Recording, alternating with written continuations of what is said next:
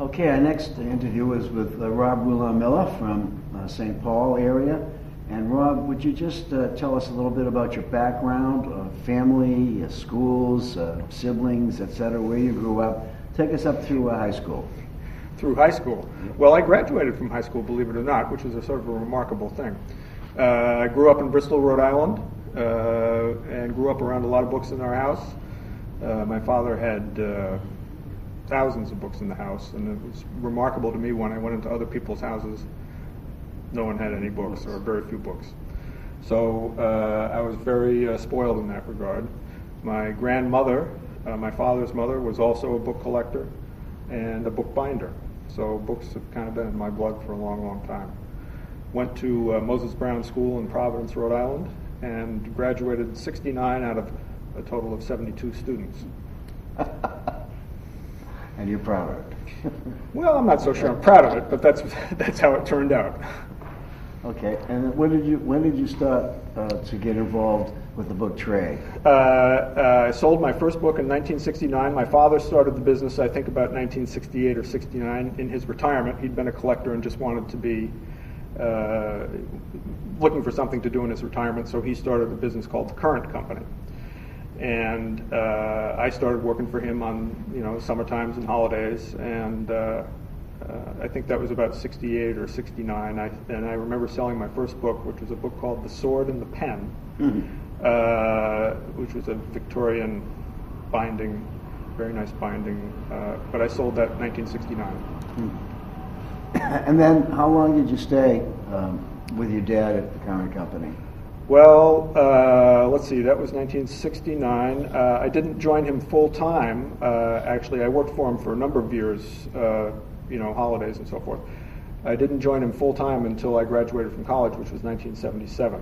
What I college? Graduated from Skidmore College in Saratoga Springs, New York, and the reason for the gap between my graduation from high school and college is because I was so bad in high school that no colleges really would accept me.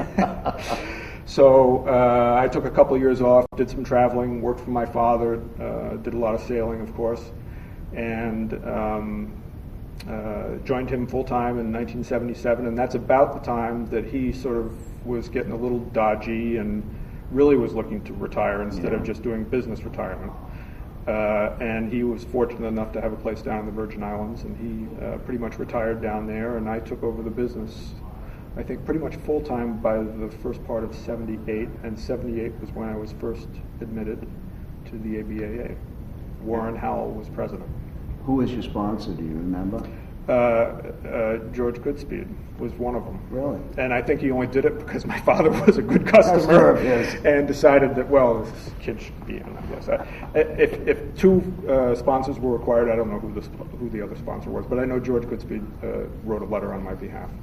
How long did you remain in Rhode Island after your dad left for the Virgin Islands? Well, 1977, not only did I go to work full-time, that's when I also got married for the first time. And we went to, with my first wife, stayed in Rhode Island until probably about 1980 when my wife's father was diagnosed with lung cancer, terminal situation. So we essentially moved to Minnesota so she could be with him. Ostensibly, we were going to return to Rhode Island. She didn't want to return. I did, and that was sort of the beginning of the end of that marriage. But being in Minnesota, I sort of recognized, my eyes got opened a little bit. As you know, all up and down the East Coast, there are many, many booksellers. And in Minnesota, there were very few. Mm-hmm. And I just had a couple of social contacts, and I got into some good libraries, and it all worked out. So I stayed. Did you ever have a shop? Never had a shop. My father had, in Rhode Island, in Bristol, we had a shop which was a made-over garage that we turned into a shop, that he turned into a shop. But that's pretty much the only time. We also had a little outlet, for lack of a better word, in Providence in the arcade building. That didn't really go too well. I think we had that for maybe 3 years. But ever since I've been in Minnesota, I've always worked out of my house.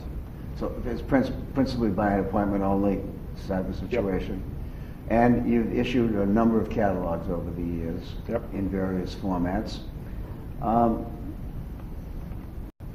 being your father's son, that's probably your biggest attraction to the book business. But tell me some of your recollections from your early years in the trade. Other than your father, who were some of the people who influenced you, some of the people who may have been mentors, some of the people you looked up to as the kind of bookseller you'd maybe like to be? Well, I think my earliest memories of people in the book trade that are, that I can remember, Peter Stern and Doug Harding. I remember them coming down. My father hosted a chapter meeting, New England chapter meeting at his house. You might have been there too, but I don't remember you. That's okay. It's not required. But I do remember Peter and Doug, and Peter made a big impression on me. I think he's a little older, but not too much older. We're basically the same age, and he was. I liked him, And I thought to myself, these guys are all right. I could do this.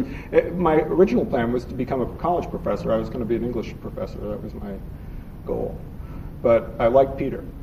Later on, once I got into Minnesota, and actually it was even before I got to Minnesota, I met people like Dan DeSimone, who's no longer a member of ABAA, but now at Library of Congress.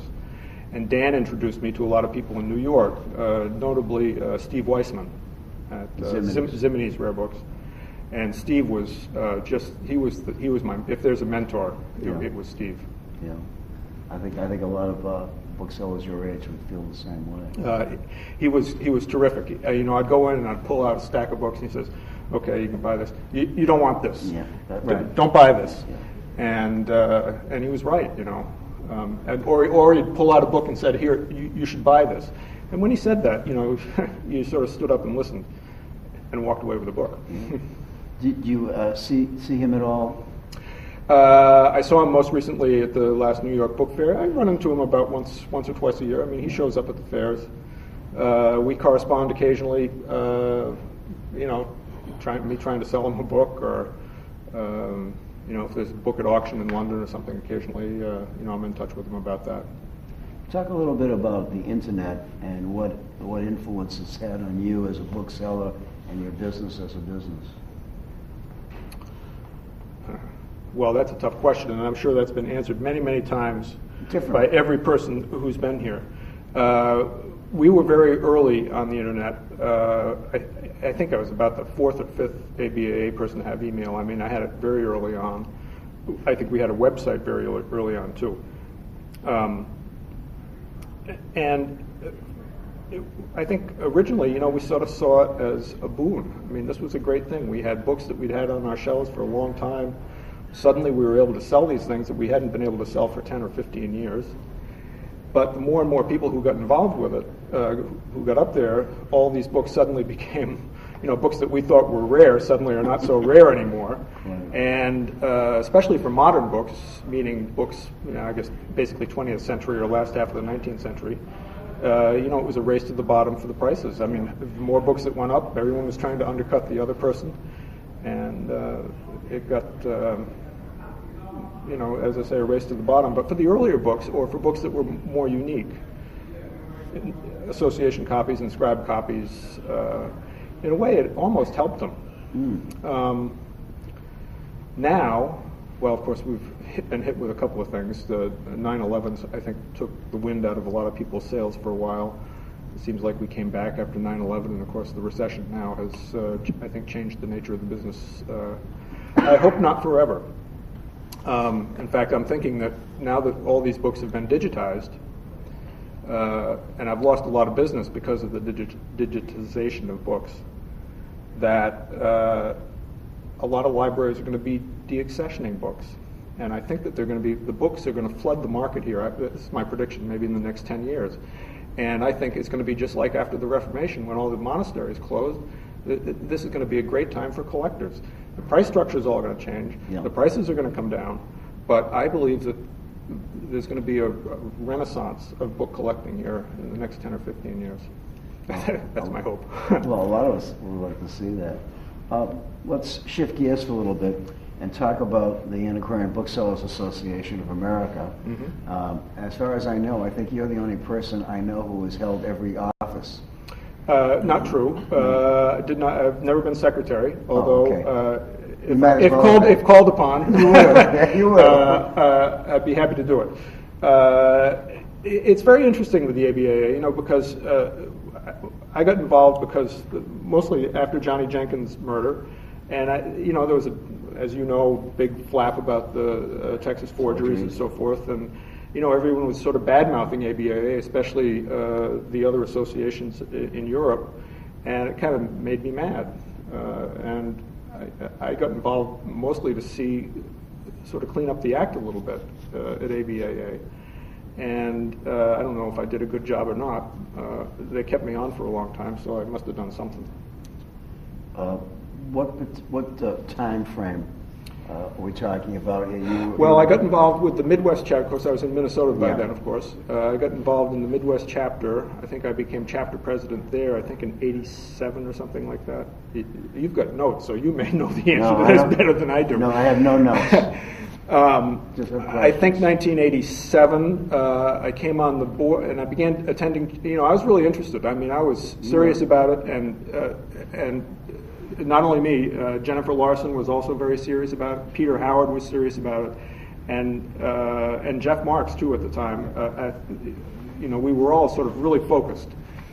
And anyway, I became a board member. I think in '89. You were president, as I remember. Yeah. And I remember the first task that you assigned me, or one of the tasks you assigned me, was to be the first newsletter editor. Right. And I was happy to do that, and did that for 17 years. Hard to You did a hell of a believe. good job with it, too. Thank you.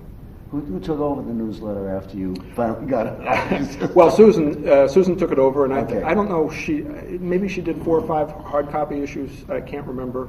And now, of course, it's all online. There's no more hard copy. But we did 17 years of hard copy. And in that period there, I was also editing for a couple of years the iLab newsletter, but we don't have to talk about that. No, we're going to talk about mainly the ABAA. The book trade today is a lot different than it was when you first started in it. Talk a little bit about, other than the fact that books are going to flood the market at some point, in your opinion, talk a little bit about what you see. We've been accused of being an aging group, a group that's all over a certain age, and there are no young booksellers, and I don't think that's true. I think there are a lot of good young booksellers. I agree. I think there are. All you got to do is look to people like, Kevin Johnson or Lorne Bear or Brian Cassidy. Garrett Scott.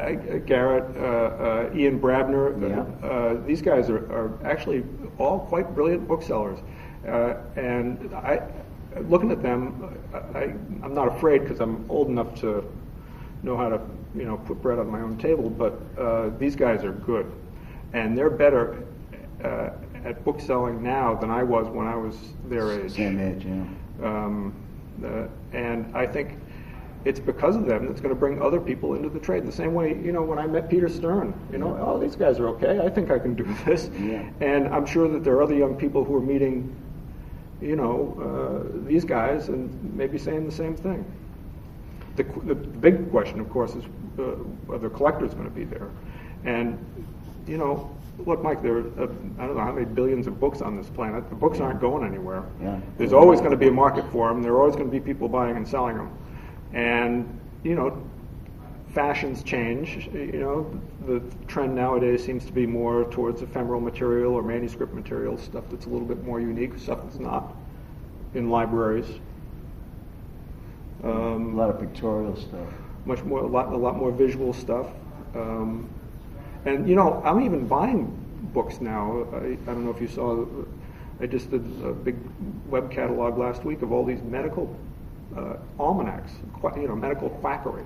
Yeah, I saw it. But Very colorful, and it was incredibly, it was mostly inexpensive stuff, but it sold very well. Everyone was very excited about it, and great. I felt good. Just another arrow in your basket there. Well, I don't know. It's another arrow shot. Okay, let's shift gears a little bit and let's talk about the Colorado Book Seminar. Yep. The shirt that you're wearing proudly, and a shirt that I wore proudly myself. Just run us through when you started getting involved and to bring us up to where we are right now. A little history. Well, I came out there for the first time, I think, in the year 2000. In fact, I know it was the year 2000. And Jeff Marks and I had gone out there because Jennifer was on the faculty, and we'd all done the Denver Book Fair, and Jeff and I were off on a scouting trip. And I think for the first day or two, we just sort of hung out in Colorado Springs. And I didn't really think anything of it, you know. But the following year, I guess Jennifer invited us back to be 2001. That's the shirt I'm wearing here. Jeff and I were the specialty dealers that year, and we did our little dog and pony show, and we stuck around for most of the week, and it was we just had a great time. And I can't remember. You might be able to fill in the blanks here. I can't remember. I don't think we became faculty. Yeah, we did become faculty members the next year. Next year. But that was not the year that we became owners. I think that was probably 2004 or 5. I think 3 or 4. Anyway, it wasn't right away. But and we'd gotten Dan DeSimone, who we've already mentioned, to come out as a specialty dealer, or a keynote speaker, I guess. He wasn't even a dealer at the time. And Dan became sort of enthralled with it the same way that I became enthralled with it. So Dan and I coughed up a little money because, as you know, the seminar was beginning to fall on hard times. Beginning? And this was, I think, you know, the internet. You were a victim of the internet there.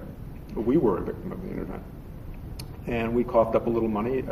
I wish we could have coughed up more, but we didn't. But anyway, we sort of changed the curriculum around and got some new faculty involved. And you know, it took a year or two, but it began to work. And to this day, it still works. I was director, I think, from 2003, 2004 to pretty much just this year, when, of course, I had some medical problems. And Kevin Johnson from Royal Books has stepped to the fore. He's taken over, and he's going to do a great job. I remain on the faculty. We've become a nonprofit. We became a nonprofit organization in 2008 or 9, I can't remember. And we now have a board of trustees or a board of directors or whatever we call ourselves. And actually just resigned as president of that. I'm now vice president. But anyway, I feel very proud that we kept it going, and it serves a great purpose. Talk a little bit about what the upcoming year is going to have. Who's going to be? Do you have a keynote? Do you have a specialty dealer? We've been trying for years to get Nicholson Baker to come, and for I think the second or third year in a row he hasn't responded. So I think we've got his answer. We don't have we don't have a keynoter this year yet. Our second on our list is Kathy Lieb, and Terry Ballinger, who's also part of the faculty and on the board. In fact, he's calling her perhaps even as we speak. Our specialty dealer next year will be Nina Musinski of Musinski Rare Books in New York. And if you haven't interviewed her, I think her story is pretty fascinating too, so you should. It's coming up for April. Great. Okay, talk a little bit now about some of the things that you see as, well, I think you may have said something about the challenges that we're going to be coming up against, but I'd like to know what your perspective is about, here we are as a trade, where are we going, where have we been, what's the future going to look like? Are people going to be wanting to buy rare books 20 years from now? Are people going to look at rare books as being objects or as being collectible or what? What do you feel? Well, one of the things that's changed, you know, for years and years and years, I sold books because of the information they contained. Right. The example I always use is, you know, one of my specialties was books on language, history of language. And, you know, someone reading Cervantes, for example, you know, some scholar, they needed a 16th century or Spanish grammar so that they could understand the language of Cervantes. And it didn't matter if it was the 4th edition or the 6th edition. You know, they could find the $200 or the $300 they needed to buy these books. And that was bread and butter for us for a long, long time. Now, of course, because of the digitization of books, people don't need the books for information. They need them. If they want them now, I think they want them purely as the artifact. And so I think that books that are in really nice condition, gorgeous condition, books with extraordinary illustrations, books in extraordinary bindings, you can sort of pick your little area there. Those books there'll continue to be a market for those books, and I think those books, there'll be a strong market for them. But for an average copy of a piece of New England history with faded and chipped spine and hinges cracked, a book that we probably might have sold at one time for $125 or $150, I think at $10, even then you might not be able to sell it now. So there's a lot of these books. This is what I talk about how the price structure has changed. A lot of those books have been hammered in the marketplace. Whereas the ones that are really extraordinary, I think, have certainly held their value, and a good number of them, I think, have done better than that. What percentage of your business is through catalog, through the internet, through book fairs, through people coming to your house? Well, I used to get a lot of people coming through the house because people used to scout. Yeah. People are not scouting as much anymore. They're scouting maybe the internet, but they're not traveling to do it.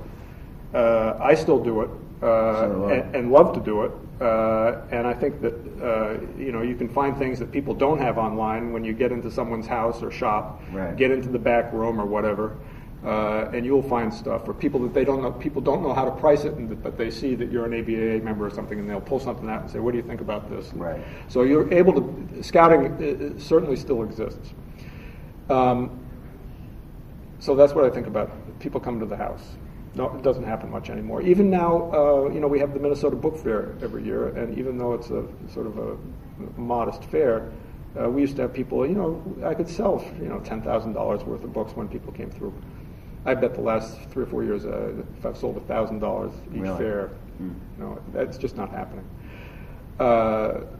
What's the other part of your question? You were asking about libraries and. No, I'm asking about your walk-in business, your catalog business. Your book fair business, your internet business. Catalog business to this day, and I'm including online catalogs now too, because we're doing more and more of that, just because of the cost of printing and the cost of postage. The online catalog, the catalog business still accounts for the majority of my income. That's where we sell most of our books. I'm not a big quoter. I'm not a very social guy. In fact, and I'm a pretty lousy businessman too. I just love the books. I'd rather just sit home and catalog books all day. If I could do that, that would just be a wonderful thing. But I have to get out and I have to sell and I have to keep my face out there. So, that's why I do the fairs, and I get to see my colleagues and everything. I'd say fairs account for probably, 15 to 20% of my business, something like that. Catalogs probably 40%. I probably do another 15 to 20% online. Direct quotes, maybe another 15%. That's only 85% of my business, and I don't know what the other 15% is. What difference does it make? It's there. I don't know. It's there. But the thing, everyone always asks about catalogs, and they're so expensive, they're so difficult to do, and so forth. I still think catalogs are great, and they're great advertising. When you put stacks of them out here at the book fair, people take them away, and a week later, someone calls up and they say, "We got this," and maybe you do, maybe it's sold, but you've got a customer. What about from your customer point of view? What percentage would you say are library customers? What percentage are private customers, and what percentage are your colleagues? Well, it used to be. I don't know what it is anymore. Things have changed. Yeah. It used to be pretty much a third. I was pretty lucky. I think I had about a third private, third institutional, and the other third went to the trade. Don Heald came out once, and of course that year, this was after I had a big collection that you knew about. That came out of Minnesota. Don Heald came out and bought all sorts of stuff, and I think Bill Reese came out and bought all sorts of stuff. And of course that year, probably 80% of my business was to the trade. But I don't know what it is now. I'm actually doing in the middle of this recession, I was trying to do as much appraisals as I could because that may be another 5% of my business too. I should, sort of the appraisal business. But I lost my train of thought. And you weren't even listening because you can't help me. I can help you. You were talking about the percentage of your business. Now, I was going to say during the recession, I was trying to do as many appraisals as I could just to keep the cash flow going. Right. And surprisingly, I'm selling a lot to institutions now, more than private, because the privates have just disappeared for some. And it's not that they don't have money; it's a psychological thing. I think I know people who have 20, 30, 40, 50, millions and millions of dollars who could easily spend $10,000 on a book or whatever, but they're not doing it just because they feel like we're in a recession. We're in a recession, and we have to save and conserve and so forth. And the trade's not buying like it used to either. No. But that goes back to why they're not coming through my house to scout. Same reason. It's all part of the internet and all part of the recession. Yep. One last question before I let you go. If someone were to come to you and say, Mr. Rulon Miller, what do you think is the most important thing I should do or know about if I wanted to go into the book business? Don't call me Mr. Rulon Miller. Call me Rob. Is that the most important thing?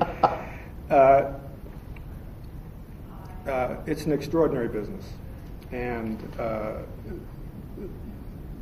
the collegiality is remarkable. You have a question about something, I don't care, you can go to just about anyone who has a specialty in whatever field you have the question in, you're going to get the answer. Or if you don't get the answer, you're going to get a referral to someone who will give you the answer. We all do this because we love what it is we do, not because, if anyone's in this, there may be some exceptions, but if there's anyone in there who's really in there just to make money, they're probably in the wrong business. It's a brotherhood, a fraternity, and I get a little weepy in a way when I think about it. It's a wonderful, wonderful group of people that we're associated with. And I wouldn't trade it for nothing. Nothing. I can't do anything else anyway, so yeah, I'm kind of stuck. I'm kind of stuck with it. But it's the people that have kept me in this business. That's great. Thanks very much, Rob. Enjoyed it? Yep. Thanks Thank you.